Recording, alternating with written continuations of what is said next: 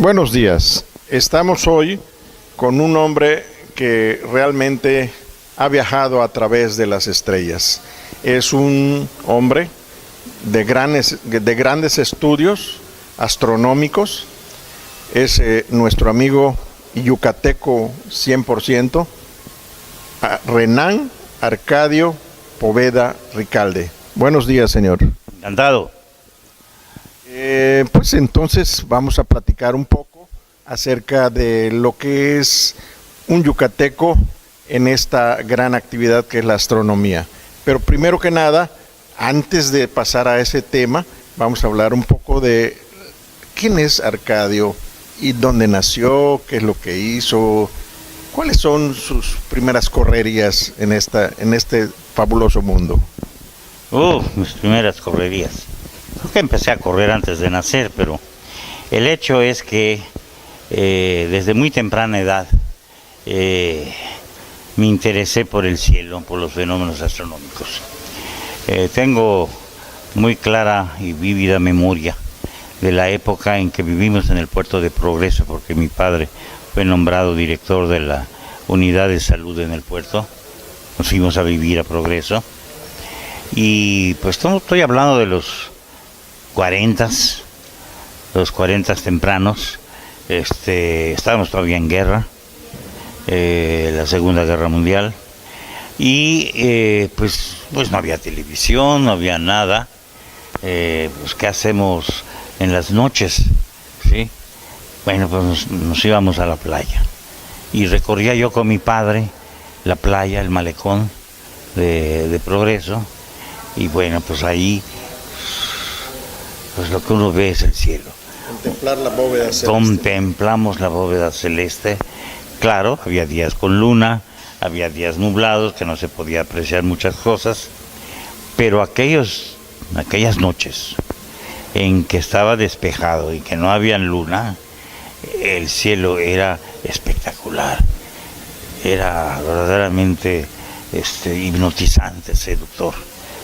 Por fortuna mi padre tenía un poquito de conocimiento astronómico y entonces me empezó a orientar las constelaciones y las estrellas y tal.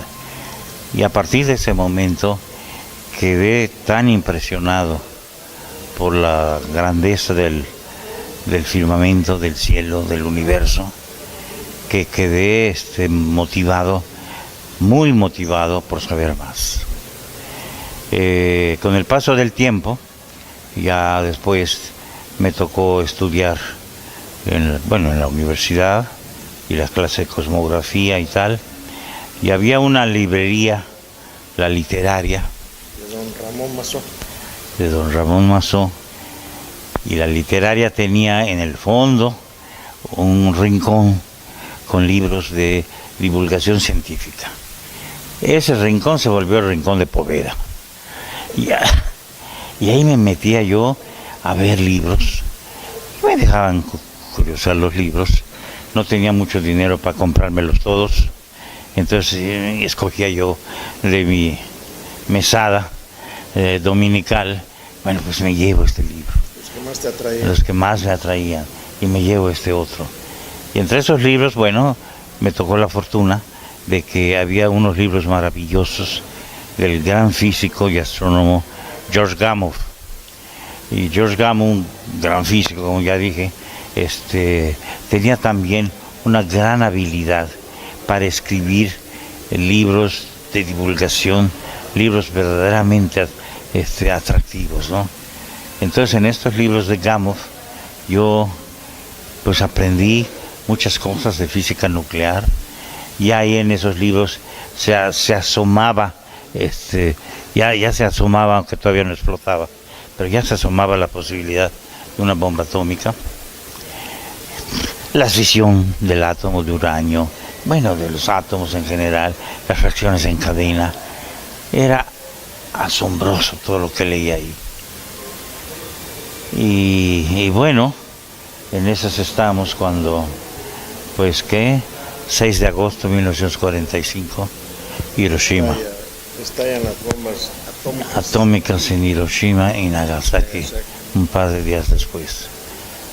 Y bueno, pues ahí a la hora de la comida con mis padres les explico, ¿no?, qué era la bomba atómica que había explotado, y las reacciones en cadena, y el uranio, y la fisión del uranio, la liberación de energía. A mi padre y a mi madre les fascinó lo que oían que yo les contaba.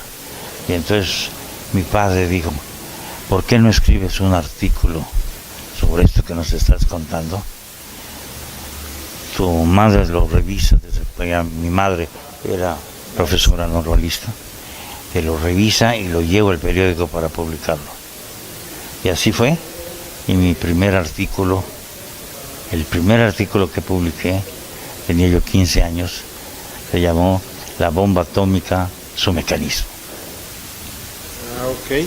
Y esto también te lleva más adelante a incursionar en este maravilloso mundo, y no solamente el extramundo, donde muy poca gente ha podido llegar. ¿Qué es lo que siente un astrónomo como usted, como tú? Porque somos yucatecos. Somos yucatecos. Para mirar lo que un simple mortal no puede ver más allá de su vista. ¿Qué siente? Perdón, creo que no entendí la pregunta. ¿Qué es lo que siente Arcadio, en este caso, cuando mira a través de un telescopio la bóveda celeste y las estrellas, y más allá de las galaxias? ¿Qué es lo que siente? ¿Qué es lo que se asombra, le da miedo? ¿Qué es lo que siente?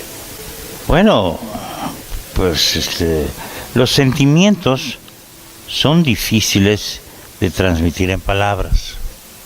Es difícil transmitir en palabras el amor. Bueno, una gran emoción, una fantástica visión, pero básicamente un reto para entender y conocer más. ¿Y qué es lo que podemos decir nosotros, los simples mortales, que estamos escuchando lo que los astrónomos ven, y cuando ven los asteroides que están en trayectoria y todo, qué es lo que podemos sentir? Bueno, en primer lugar, una gran admiración. En segundo lugar, un respeto por este milagro que representa la vida en una piedrita que es la Tierra, en el vasto universo. ¿De ese tamaño somos? De ese tamaño. Una piedrita apenas en el vasto universo. Y esa piedrita que muy pocos cuidamos con la ecología, Así esa piedrita es. que Nos queremos comer, esa piedrita. Esa piedrita maravillosa. Y que no la sabemos cuidar. No la sabemos cuidar. Y debiéramos realmente pensar mucho en esta piedrita y cómo cuidarla. Porque no hay muchas piedritas alrededor como esta en la que estamos. De hecho, en el sistema planetario es la única piedrita que hay que puede tener vida. ¿Hasta hoy vista? Hasta hoy vista. Tal vez el satélite Europa de Saturno, tal vez pudiera tener vida. Pero a este momento la Tierra es el único lugar que tiene esta cosa maravillosa que se llama la vida.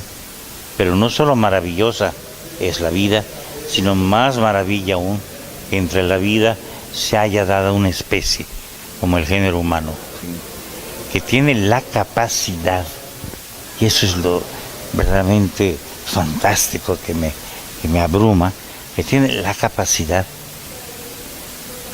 para estudiar todo este universo, para entenderlo, tratar de entenderlo por lo menos. Y bueno, ahora pasemos a la etapa en la que el físico, el astrónomo, el que calcula, descubre cosas nuevas. Por ejemplo, las dimensiones de la masa, que es una de sus especialidades. Sí. Bueno. ¿Cómo llegas a ello? Eureka. Estaba yo en la biblioteca de Instituto de Astronomía en Berkeley, ¿sí? Estaba yo leyendo los informes del director, el informe anual del director del Observatorio de Palomar, en que aparece ahí que el astrónomo Minkowski ha determinado la dispersión de velocidades de las estrellas en algunas galaxias esféricas, elipsoidales, y eureka. ¿Por qué eureka? Porque las galaxias espirales, que tienen rotación alrededor de su centro, tienen incluso bien determinadas curvas de rotación. Estas curvas de rotación permiten determinar la masa de las galaxias espirales. Pero las galaxias esféricas y elipsoidales no había forma de determinar las masas, no tienen curvas de rotación. Y era un problema abierto. Pero cuando leí este informe del director del Observatorio de Palomar, de que el astrónomo Minkowski había logrado determinar la dispersión de velocidades de las estrellas, es una medida de qué tanto las velocidades de las estrellas con respecto al centro de masa de la galaxia difieren, ¿sí? Qué tan variadas son las velocidades de las estrellas. Esta variación en las velocidades, esta dispersión de velocidades, ¿sí? Me brincó como una llave para, en conjunción con otro parámetro importante, con otra información importante, que es el brillo superficial de las galaxias como función de su distancia al centro. ¿Sus opacidades también? No, el brillo de las galaxias, sí, el brillo de las galaxias, brillo superficial de las galaxias como función de su distancia al centro de la galaxia, ¿sí? Podrían darme información sobre la masa. Eso no se había hecho. Ese fue el primer trabajo que hice regresando a México, de mi doctorado en Berkeley. Y publiqué un artículo muy bonito, mi primer artículo publicado al regresar a México, donde determiné la masa de una o dos galaxias esféricas, ¿sí? Para las cuales había este dato de las velocidades de sus estrellas. Y bueno, ese fue un artículo muy importante que todavía se cita. Conversábamos en sobremesa, don Arcadio, la importancia que tiene la Universidad de Berkeley en Los Ángeles. Berkeley. Pero también lo que tiene esto como importancia en la costa. Ah, sí. De hecho, la Universidad de California es todo un sistema de campus de universidades, ¿sí? Donde vamos a decir que el principal campus, la principal universidad es la de Berkeley. Sí. Bien, el estado de ánimo que ahí se vive, ¿cómo viven estas universidades? ¿Cómo vive estos campus? ¿Cómo se siente la vida allá? Bueno, es excitante. Son lugares con mucha actividad intelectual. Son lugares físicamente amables. Son lugares estimulantes. Yo en particular disfruté bastante el haber llegado a Berkeley y haberme instalado en un dormitorio llamado la Casa Internacional, y me maravillo y debo reconocer a la distancia pues esa visión de algunos grandes empresarios norteamericanos, ¿sí?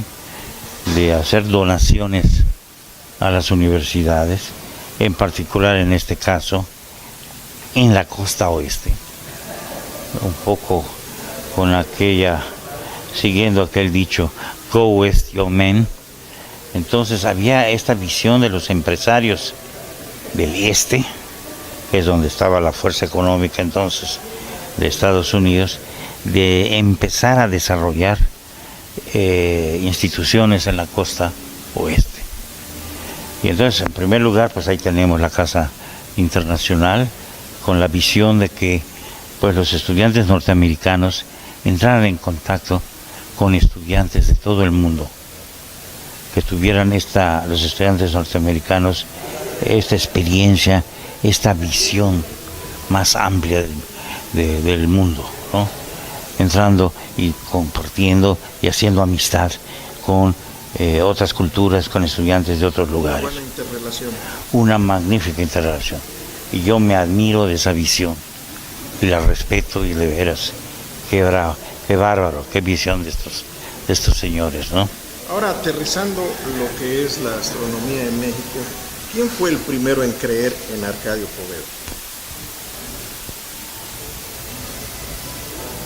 Probablemente 2 personas, acaso 3. Bueno, más. Creo que todos mis maestros creyeron en mí. Pero en particular Guillermo Haro, Paris Pichwich, Javier Barros Sierra, el ex rector, sí. Una anécdota. Recuerdo que entonces se presentaba examen de admisión para entrar. Y bueno, el resultado de los exámenes de admisión nos lo dieron, nos convocaron a los estudiantes que lo presentamos a una reunión con el ingeniero Barros Sierra, que fue uno de los examinadores, digamos, ¿no? Y entonces el ingeniero Barros Sierra, en esa reunión en que estábamos los estudiantes, una de las primeras cosas que dijo fue: ¿quién es Arcadio Poveda? Yo, maestro. Y entonces me dice: lo felicito, hizo usted muy buen examen. Eso me llenó de júbilo, de ánimo, de orgullo, y me dio confianza para seguir adelante. ¿Por qué me dio confianza para seguir adelante? Porque yo venía de una preparatoria, pues, de provincia. En esos años, Mérida, Yucatán, pues era un poquito relegado. Tenía su importancia, pero un poquito relegado. Bien en el ramo de la medicina. En la medicina sobre todo, sí. Sí.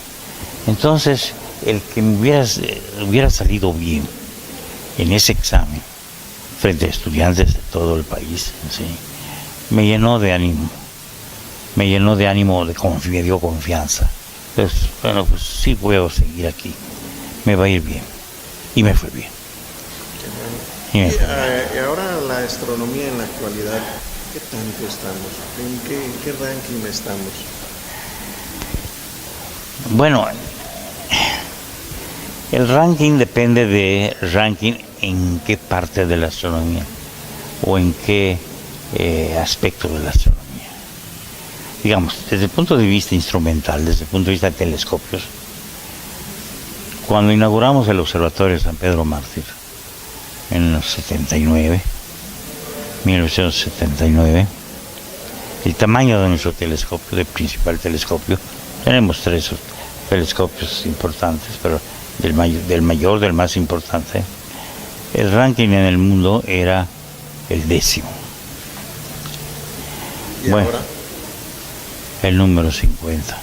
O sea, no hemos avanzado en tecnología de instrumentos.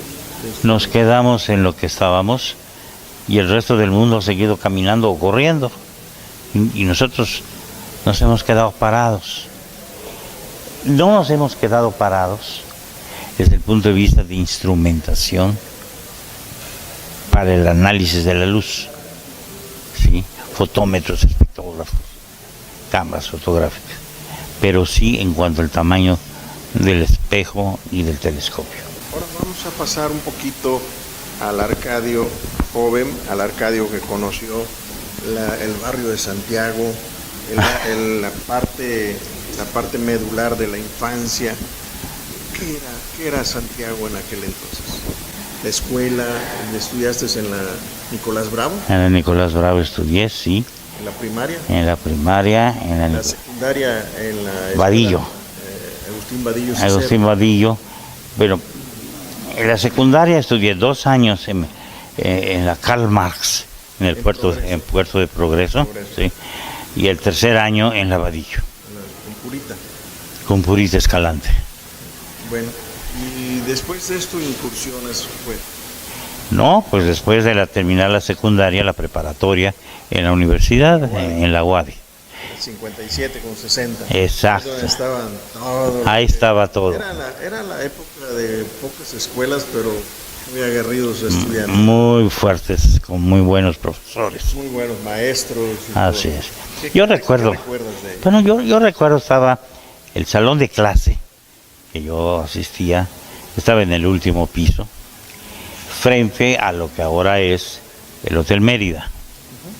Y desde mi asiento, sí, yo veía la construcción del Hotel Mérida.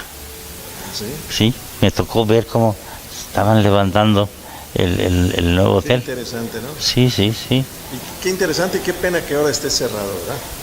No sé si no sabía. Sí, ¿Está cerrado el Hotel Mérida? Desde hace varios años. ¿Y eso? Pues lo embargaron, lo vendieron y todo y se cerró. Pero bueno, lo viste en su erección. Lo vi en su construcción. En su construcción, que estaba sobre la 57, daba el tercer nivel, donde ahora está Radio Universidad. Así es. Ahí en el tercer nivel. Y había que subir esas escaleras Sí. tremendas que ahora quién sabe si podamos llegar hasta el tercer nivel. Pero yo estaba ahí muy contento. Sí. Disfruté muchísimo mis años de preparatoria. ¿Quién era el rector? Muy buena pregunta. Repeto, Creo que Repeto, sí. Alfredo Repeto. Repeto Milán. Repeto Milán. Milán. Sí. Y Qué Repeto. maestros que recuerdes. Recuerdo al maestro Urzaiz, al maestro Ramírez, El Gato Ramírez. el Gato Ramírez, sí. El Gato Ramírez me daba matemáticas. Tremendo. Pero hicimos muy buena relación, muy buena amistad. Yo también fui alumno de Tú fuiste el alumno del otro. Ramírez. Sí, hice yo muy Quería bueno. expulsar a todo el mundo. Era severo, Era severo. era severo, pero yo estuve a la altura de la severidad. Claro que sí. Y bueno, también recuerdas de tu rumbo, la fábrica de sidra Pino, la Coca-Cola, La fábrica de sidra Pino, de hielo, la cervecería, cervecería yucateca. todos estaban a un par de cuadras, 3 cuadras de la casa. Tres cuadras Sí, sí, por allá. por el rumbo, caminando hacia la Plaza de Santiago. Entonces, y la fábrica de hielo, y yo recuerdo que con frecuencia iba a la fábrica de hielo a comprar un pedazo de hielo para Conservar los alimentos. alimentos. No Y habían refrigeradores. no había refrigeradores, muchos todavía, o para fiestas, ¿no? En que se necesita mucho hielo y no alcanzan los hielitos del refrigerador. No habían los cubitos de ahora. Entonces, bueno, pues tengo memorias muy dulces de esa época y de ese entorno. Bueno, Arcadio, nos da mucho gusto que estés aquí, que sigan esos éxitos, que pues, realmente tú sigues estudiando, sigues aprendiendo y sigues además aportando a la astronomía mexicana y a la astronomía mundial. Así es. Afortunadamente todavía El puedo. conocimiento que te han dado en diversas latitudes, has estado presente y has representado perfectamente a México en ese Sí. aspecto. Eso es un orgullo de yucateco y además de mexicano. Y además mío. Además mío de que todavía puedo hacerlo. Bueno, pues muchas gracias. Esta fue una entrevista de Opinión TV. Aquí nuestros operadores nos han hecho las indicaciones. Tienes después una entrevista con la Sociedad Astronómica de Yucatán. Y bueno, te deseamos mucho más vida, mucho más aportación con tu esposa, que veo que te cuida con mucho esmero. Con mucho esmero. Que te hace lo que Que cree. que me gustaría que tuviera menos esmero, pero Sí, es cierto. porque me limita a algunas cosas. El hecho de que te cuide quiere decir que te quiere más vivo, Sí. más aportante. Indudablemente, sí. Qué bueno. Bueno, pues muchas gracias. ¿Algún mensaje para la juventud que quiere escudriñar el universo? Sí, yo tendría algo que decirles. Aquellos jóvenes, aquellos estudiantes que tengan una vocación fuerte por estudiar algo, ya sea astronomía, matemáticas, física, biología, química, lo que sea, pero que sientan esa vocación, que no se inhiban y que la sigan contra viento y marea, no importa lo que digan los demás. Si tienen vocación para estudiar pelícanos, pónganse a estudiar pelícanos, o pónganse a estudiar crustáceos, o estudiar estrellas, pero sigan esa pasión que es su vocación. Por favor. Muchas gracias.